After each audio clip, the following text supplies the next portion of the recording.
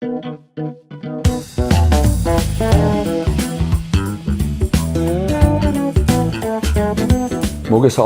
დღეს არის ჩვენი შემდეგი ეპიზოდი, e-commerce review-ის შემდეგი ეპიზოდი და სტუმრად ვარ ძალიან საინტერესო კომპანიაში. ეს არის მუსიკის სახლი, რომელიც უკვე ბევრი წელია საქართველოში ყიდის მუსიკალურ ინსტრუმენტებს და სასცენო ინსტრუმენტებს. სტუმრად ვართ იოსებ ბესტაევთან, რომელიც არის კომპანიის მარკეტინგის და საცალო გაყიდვების დირექტორი. მადლობა, იოსებ. სასამოვნოა. პირველ რიგში მივესალმები თქვენს მაყურებელს.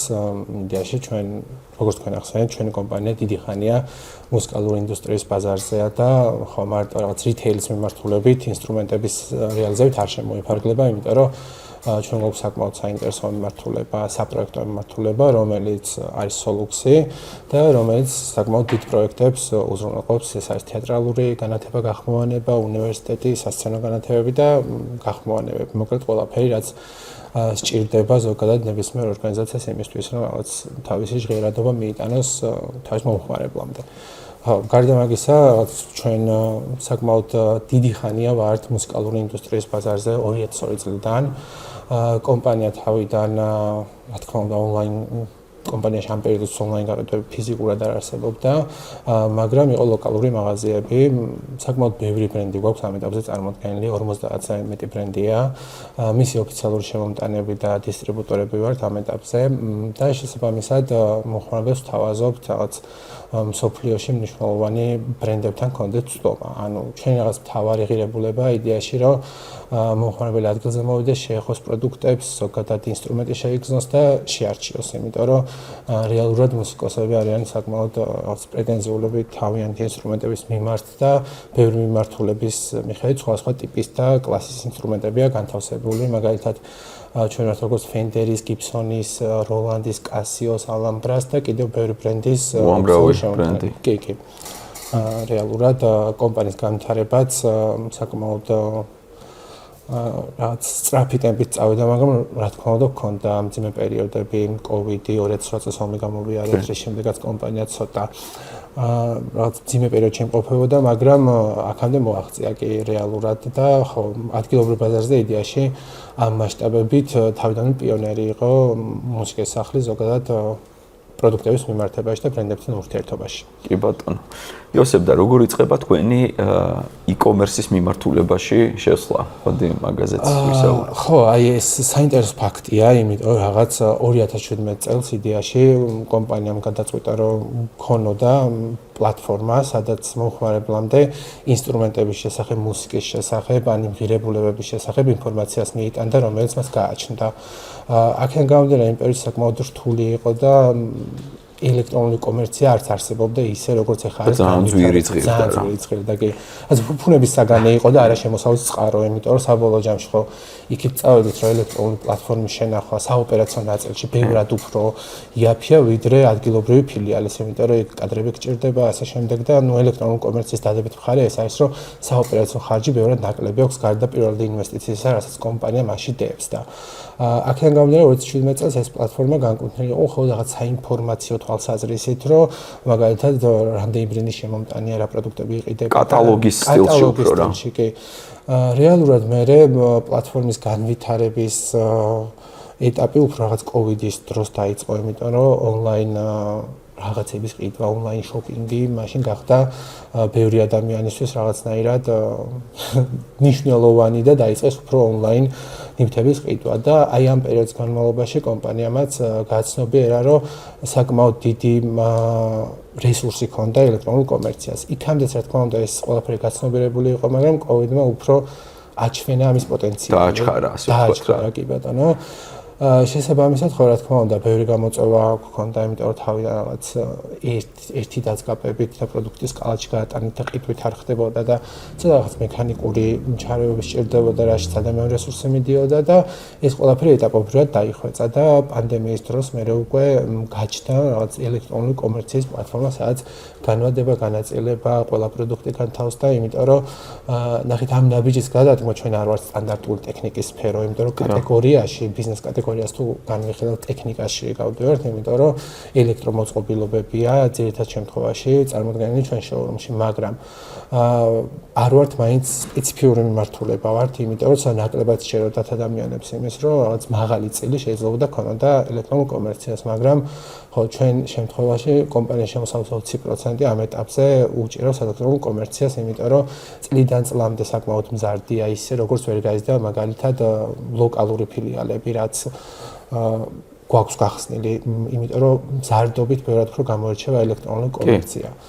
ხო, აი ეს არის ძირითადად და ნუ მას შემდეგ ვცდილობთ რომ განმავითაროთ ჩვენი პლატფორმა და შესაბამისად დავხვეწოთ მოხარების ძალიან კარგი გამოცდილება უზრუნველყოთ და რა თქმა უნდა საკმაოდ რთულია, იმიტომ რომ მომხმარებელმაც ევოლუცია განიცადა და ბევრად უფრო პრეტენზიულები გახდნენ როგორც ელექტრონულ კომერციაში, ასევე ყიდვის ნაწილში მომსახურების ადგილზე მიტანა. კი, ადგილზე მიტანა ის ნაწილი გამოწვევა ჩვენთვის კიდევ, იმიტომ რომ საკმაოდ გაბარიტული ნივთები გვაქვს, ძირადღირებული ნივთები გვაქვს, რომელთა დაზიანების რისკიც საკმაოდ მაღალია, მithumetes რეგიონებში ტრანსპორტირებას და ჩვენი გათვლაც ის არის, რომ სადაც არ გვაქვს ფილიალები, მუსიკა იმ რეგიონებშიც იყოს ხელმისაწვდომი მუსიკალური ინსტრუმენტები, იმიტომ რომ ჩვენ რაღაც ზოგადად კომპანიის მიზანია, რომ ემსახურებით იმ იდეას, რომ ყველასათვის იყოს ხელმისაწვდომი, იმიტომ რომ გონია, რომ რაღაც შესაძლებლობებს ვყიდით და ემოციას და არა უბრალოდ პროდუქტებს, იმიტომ რომ ინსტრუმენტებმა შეიძლება ადამიანის პროფესიაში შემოსავლის წყაროს, საკუთარი თავი გამოხატოს და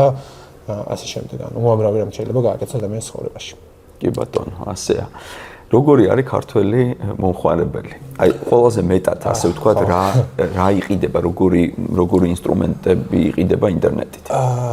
კი, ანუ ჩვენი ზოგადად კომპანიის გაყიდვების დიდი წილი მოდის ელექტროპიანინოებზე და მოდის გიტარებზე. ანუ გიტარებიც მე რა თქმა უნდა უფრო კატეგორიებად იშლება, იმიტომ რომ არის სხვადასხვა პროდუქტი, ელექტროგიტარა, ბას-გიტარა, აკუსტიკური გიტარა, კლასიკური გიტარა და ნუ აღარ გავაგზავნებ ჩამოთვლას.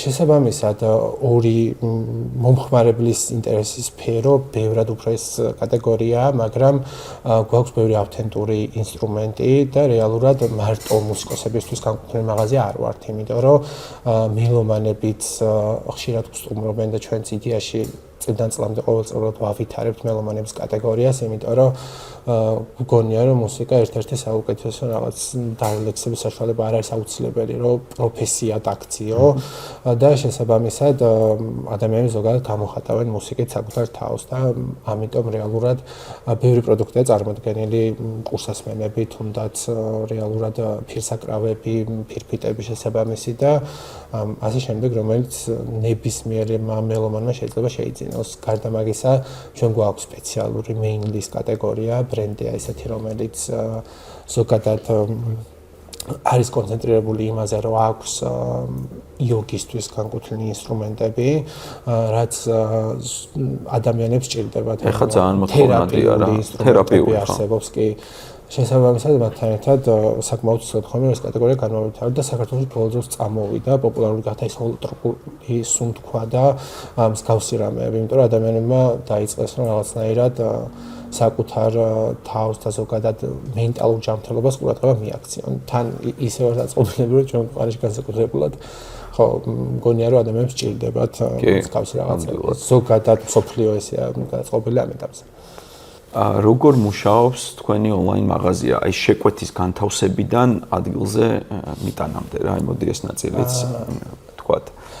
კი, ანუ ჩვენთვის ზოგადად ონლაინ მაღაზია როგორც თავში ვახსენე, საკმაოდ პრიორიტეტულია. დაახლოებით 2 წელი ავსწრებთ აქტიურად რომ განმავითაროთ, მაგრამ საკმაოდ მოძველებულია. შესაბამისად, რაღაც გულწრფელი რო ვიყო, მომხმარებლის ძალიან კარგი გამოცდილებას ვერ ვუზრუნველყოფთ, მაგრამ ჩვენი ონლაინ გაყიდვების თიმი ზოგადად და ადამიანები, რომლებიც ამ ყველა სპექტში არიან, მაქსიმალურად ცდილობენ რომ მომხმარებელთვის ეს კომფორტული იყოს. იმიტომ რომ როგორც გითხარით, პლატფორმა რაღაც წლების განმავლობაში მოდიფიკაცია განიცადა და ცოტა გართულდა მასზე რაღაცების გადაწყობა და ჩვენს გამოწვევის წინაშე ვართ ეხლა ამ კონკრეტულ შემთხვევაში. მომხმარებელს ვცდილობთ, რომ შეძენის პროცედურებში პრობლემა არ შეექმნას, ძალიან სწრაფად შეუძლია გადაიტანოს კალათში, პროდუქციის შესახებ საბაზისო ინფორმაცია გაიგოს და ვებგვერდზე არის წარმოდგენილი, გადახდის ყველა მეთოდით შეუძლია ისარგებლოს, ასევე რაღაც განაწილება განმარტება, ყველა ბანკთან თანამშრომლობთ, რომელიც საჭიროა და ქართულ ბაზარზე ოპერებს და კარგ პირობებს თავაზობს მომხმარებელს. მიტანის პროცედურაც საკმაოდ კომფორტულად გვაქვს დალაგებული, იმიტომ რომ 3 და 5 დღემდე ნივთების მიწოდება რეგიონებში უპრობლემოდ ხდება და ზოგჯერ ბევრად უფრო ადრეც. უბრალოდ გამომდინარე იქიდან ჩვენ გვაქვს სპეციფიკური პროდუქტები, ციფრული ფორტეპიანოები ან როიალები, რომლის ტრანსპორტირებაც საკმაოდ რთულია. ეს ნივთები შეიძლება 5-დან 8 დღემდე გქონდეს მიწოდების დრო. ანუ ჩვენ მიწოდებას მთელი საქართველოს მასშტაბით უზრუნველყოფთ, ნებისმიერ წერტილში შეგვიძლია მივიტანოთ და იდეაში 8 დღეს არ აღემატება. რა თქმა უნდა, მომხმარებელი საქმის კურსში იმის შესახებ როდის მიუვა ესეთუის კონკრეტულ ნივთი და შეძენასაც უწერს, თავიდან ბოლომდე რაღაც ნივთის შერჩევიდან კალათში გადატანის პროცესი ძალიან მარტივია, რომ შეიძინოს ნივთი. მაგრამ ჩვენ პლატფორმას, როგორც თავში ვახსენე, რაც გვინდა რომ იდეაში გავაუმჯობესოთ, პროდუქტებთან მიმართებაში ნაკლებად არის ინფორმაციული და რა თქმა უნდა, ჩვენ ამაზე მუშაობთ და პლატფორმის შეცვლა მიმდინარეობს, რომელიც 2027 წლიდან დაისტარტება, იმიტომ რომ წელს ჩაუშვით პროექტი იმისათვის, რომ კომფორტული გახდეს, ანუ კომფორტული გახდეს განამარტო იმისთვის, ვინც პროფესიონალური მუსიკოსი, არამედ იმისთვის, ვინც დამწყებია, იმიტომ რომ დამწყებმა რა ტიპის ინსტრუმენტი უნდა შეარჩიოს ამ ეტაპზე, ცოტა გაუჭირდება კონსულტაციის გაწევის გარეშე და მე გვყავს ონლაინ კონსულტანტები, რომლებიც ამას კონსულტაციას უწევენ. მაგიტომ ბოდიშვიხტი ეს ვიდეოთი ხდება კონსულტაციის გაცემა თუ ჩატის მეშვეობით? ჩატის მეშვეობით თუ მომხმარებელს კიდე დამატებით კითხვები აქვს მე უკვე სატელეფონოდ და თუ რაღაც უნდა რომ რაღაც დაათვალიეროს ინსტრუმენტი ხელით შეეხოს მე უკვე სამართლებთ ხოლმე ფილიალებში. ბევრი რაღაც უნდა დავაინტეგრიროთ იმისთვის რომ შესაბამისად მომხმარებელმა კომფორტულად იყიდოს პროდუქტი. ეხაც ხდება, მაგრამ არ ხდება ისე როგორც ჩვენ წარმოგვიდგენია, იმიტომ რომ ჩვენ საკმაოდ დიდი კონკურენტი გვყავს, შეიძლება რაღაც ბევრს ვერ წარმოიდგინოს, მაგრამ საკმაოდ დიდი კონკურენტი გვყავს პლატფორმა თომანი, რომლიდან გამოწერაც მომხმარებელს შეუძლია და ფაქტობრივად ჩვენთვის კონკურენტია, გამომდინარე იქიდან, რომ ნივთები, რომლებიც ჩვენს გვაქვს და მათაც აქვთ, რაღაც მიწოდების ვადა აქვთ 10 დღე და საკმაოდ კომფორტულად შეგიძლია რომ შეისყიდო. რა თქმა უნდა, ჩვენ ფასებით ვცდილობთ, რომ რეალურად რაღაც დავასტაბილუროთ და ჩვენთან ბევრად უფრო შეღავათიან ფასში შეიძენს ამ ნივთებს და თან მოყვება ოფიციალური გარანტია. არა, გარანტია და თან ადგილზე რო არის, მაგას უფრო სხვა ისა აქვს რა კიდე ზონა, ასე ვთქვათ რა. მაგრამ აი ონლაინ ყიდვისთვის ადგილზე როა, იმიტომ რომ არ იცვლება, დაახლოებით 10 დღეში ჩამოდის, იმდენად კომფორტული პლატფორმა. ეს განამარტო ჩვენი კონკურენტია მსოფლიოში ბევრი ქვეყანისთვის ესე არის, იმიტომ რომ თომანი არის ერთ-ერთი უდიდესი პლატფორმა, რომელსაც ყველაფერი ძალიან დალაგებული აქვს მაგ თვალსაზრისით და ხო ზოგიერთი ბრენდი არის რომელსაც თემუსავით არის ხო თემუმაც რა აი რაღაც ეგ არის იმიტომ რომ ელექტრონული კომერციის საკითხი ხო ამის თემუმ ცოტა უფრო შეცვალა მაგრამ ჩვენ შემთხვევაში ხო იქაც ორიგინალი ნივთები იყიდება ისევე როგორც ჩვენთან ოფიციალური წარმოებულისგან მაგრამ ბრენდები რომლებიც ჩვენ გვაქვს მაგალითად მათ შეძენა თომანზე არაა შესაძლებელი იმიტომ რომ ოფიციალური სელერები საქართველოში ჩვენ ვართ და ფიზიკურად არ იყიდება ამის ერთ-ერთი მაგალითია როლანდი რომელსაც ფიზიკურად ვერ იყიდი იმიტომ რომ განაიმიტომ რომ ჩვენ დავუბრუნდეთ არა პირიქით ანუ ბრენდის მოთხოვნა ესეთი რომ რეგიონში თუ არ წარმომადგენლები რეგიონში ჩვენ წარმოვიდგენთ ბრენდი უთხილდება თავის წარმომადგენლებს რეგიონულ იმიტომ რომ პასუხისმგებლობა აქვს ჩვენ აღებული რეგიონზე საქართველოს სომხეთზე და აზერბაიჯანზე ესეც ჩვენ ახალია და შესაბამისად ელექტრონული კომერციის პლატფორმაც იმისთვის გჭირდება რომ მხოლოდ ლოკალურად არ მოხდეს პროდუქტების გაყიდვა და განვითარდეთ ცოტა უფრო ქვეყნის გარეთაც ანუ პლატფორმის განაწყობა მაგიტომ მიმდინარეობს და ერთ-ერთი მთავარი მიზანი და დანიშნულება ესეც არის.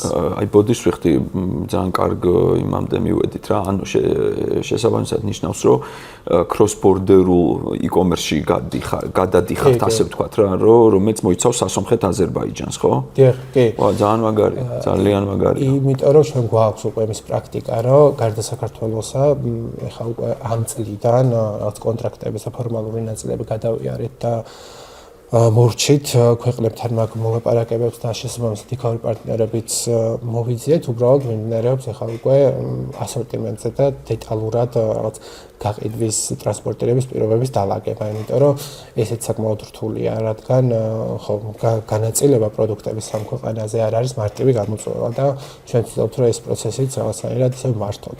ამიტომ რეალურად ხო 26 წლის მთავარი სამუშაო ნაწილი როგორც B2B მიმართულებით მუშაობა, ასევე ელექტრონული კომერციის რაღაც ქვეყნის ფარგლებს გარეთ გატანა და მაგიტომ გვჭირდება ცოტა უფრო მეტი დრო, რომ ეს იყოს უფრო რაღაც მასშტაბური პლატფორმა და არა მხოლოდ ლოკალურად გათვლილი და ადგილობრივებზე.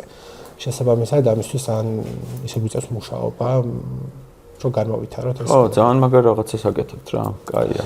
კი, იმიტომ რომ რაღაც როგორც თავში აღნიშნე, ჩვენ რაღაც ვიწრო სპეციალიზაციის მაღაზია ვართ და არ ვართ მასშტაბური გამოყენების ტექნიკის მაღაზია და ხო ჩვენ განვითარების ერთ-ერთ მნიშვნელოვან ფაქტორად ეს მიგვაჩნია, იმიტომ რომ უკვე რაღაც 4 წელიწადში გვაქვს ჩვენ გაყიდვების ადგილი, შესაბამისად საქართველოში ნებისმიერ როგორც უკვე კარგად ხართ საქართველოში ინტეგრირებული რა და ამიტომ როგორც გითხარით, რაღაც ბაზარზეც ხო ლიდერის პოზიცია გვიჭირავს, ну, რა თქმა უნდა, თავი დავალება რომ შევინარჩუნოთ და მე განვითარდეთ და განვითარების ერთ-ერთი გზა ეს არის თარგმნითომეტეს ბრენდებთან ამდენწლიანი ურთიერთობა გვაქვს და მათგან ძალიან დიდი ხარდაჭერა გვაქვს ამ თვალსაზრისით.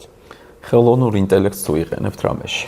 ხელოვნურ ინტელექტს კი ბევრ რამეში ვიყენებთ, როგორც გითხარით, ჩვენი პლატფორმა რაღაც 60%-ით თავდაპირველად, როდესაც ახალი პლატფორმა დაისტარტება, მასთან იქნება ინტეგრირებული, თუნდაც ონლაინ კონსულტაციის გაწევა, პროდუქტების შერჩევა, ასისტენტები იქნებიან სხვადასხვა ტიპის, რომლებიც მომხმარებელს თავიდან ბოლომდე სრულყოფილ კონსულტაციას გაუწევენ, როგორც მელომანს, ასევე პროფესიონალ მუსიკოსს და შესაბამისად, ხო, გეგმირებულია უფრო ინტეგრირება, რა თქმა უნდა, ამ ეტაპზე ჩვენი პლატფორმის სიძველიდან გამომდინარე ფიზიკურად ვერ ვიყენებთ, რომ მომხმარებელთან შეხება ჰქონდეს, მაგრამ რეალურად ახალ პლატფორმაზე აბსოლუტურად დაგეგმილია, რომ ეს ნაწილი გავაკომფორტულოთ, იმიტომ რომ ელექტრონული კომერციის მთავარი მიზანიც ეგ არის, რომ ნაკლები ადამიანური რესურსს მოიხმარს და შესაბამისად რაღაც საოპერაციო ნაწილში ბევრად უფრო მომგებიანია ვიდრე ფილიალი.